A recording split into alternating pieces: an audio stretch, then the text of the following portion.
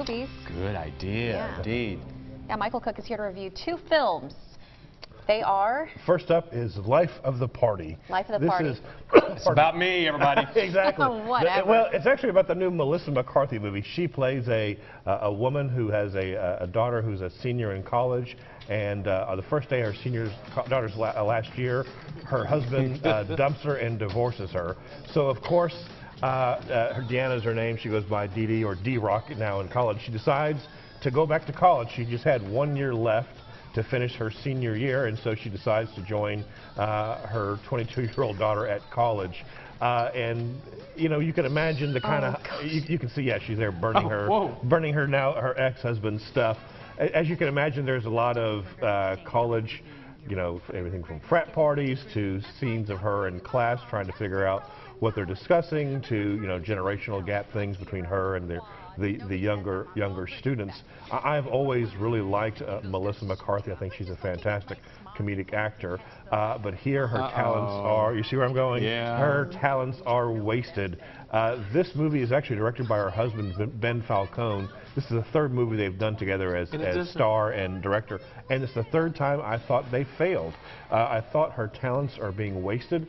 You can every kind of cliche you can think of that they, you know, hit there. You know, here's a scene of a dance party. There she is making out with a much younger man. I mean, it's cliche after cliche that is just, frankly, not funny. And you want it to be because Melissa McCarthy is such an enjoyable actor, and she's done great work in other movies like St. Vincent and, of course, Bridesmaids, which really put her on the map. Oh, yeah. But this one, it just was not funny, and it was tiresome. Look, if you want to see a back-to-college movie, go see Back to School from 1986 with Rodney Dangerfield. That was a good one. This one I have to give a 4 out of 10. Ooh. Wow. This is so third time is not the charm. So is it her husband's fault here, you think, all the time? Maybe it's the writing or the directing, because she's just being wasted. A fantastic comedic talent is not being used, and I was very disappointed because I've been looking forward to this film. Yeah. So the next movie to talk about is called Lean on Pete. This is a kind of a smaller film that stars Steve Buscemi. There you see him, Chloe, I can never say her last name, and Charlie Plummer. The basic storyline is they're the young man, Charlie Plummer. His father's kind of a ne'er-do-well, and something happens and Charlie ends up on his own. He's 16 years old and starts working with Steve Buscemi, who races horses kind of on the low-rent, you know, horse circuit track.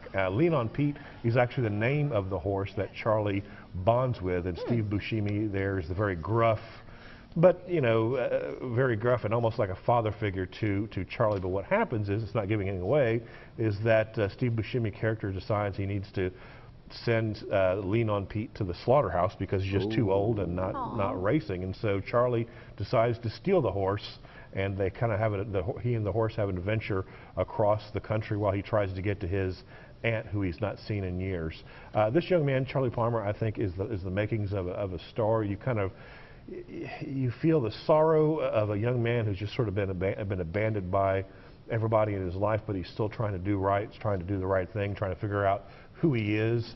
The scenes with the horse and their bonding are just lovely and delightful.